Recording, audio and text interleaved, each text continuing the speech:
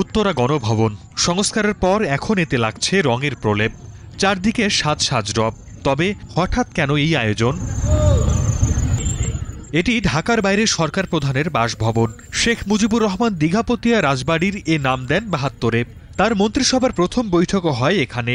পরে জিয়াউর রহমান, হোসেন মোহাম্মদ এরশাদ, খালেদা জিয়ার সরকার ছাড়াও এখানে সভা করেন ২০০৮ সালের তত্ত্বাবধায়ক সরকারের উপদেষ্টারা। বিগত সময়ে রাষ্ট্র ও সরকার প্রধানদের মন্ত্রিসভা ৫ বছরের মেয়াদে অন্তত একটি বৈঠক এখানে করলেও ১৯৯৬ সালের পর সে রেওয়াজ থেকে সরে আসেন শেখ হাসিনা।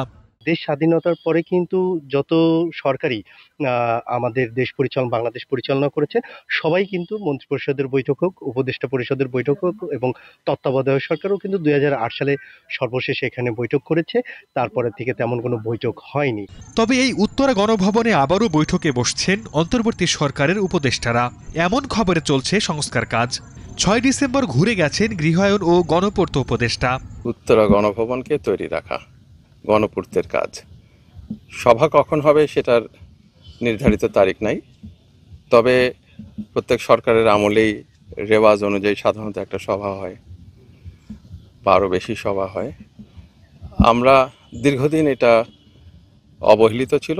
উপদেষ্টা পরিষদের বৈঠকের খবরে উচ্ছ্বসিত স্থানীয়রা বলছেন, বছরে অন্তত একবার করে মন্ত্রিসভার বৈঠক হলে ভবনটি ফিরে পাবে তার হারানো ঐতিহ্য। যেভাবে সুন্দর করে গণভবনকে সাজানো হচ্ছে, যদি এখানে প্রধান উপদেষ্টা মহোদয় একটা ক্যাবিনেট মিটিং করতেন, তাহলে এটা গোটা পৃথিবী দেখত। আগে যে এখানে ক্যাবিনেট মিটিং হইতো, এখনো সেটা হোক এবং এর আরো উন্নয়ন হোক। ১৭৩৪ সালে ৪৩ একর জমির উপর নির্মাণ করা হয় নাটোরের দীঘাপতিয়া জমিদার বাড়ি। পরে তা পরিচিতি পায় উত্তরা গণভবন নামে। Desk report, star news.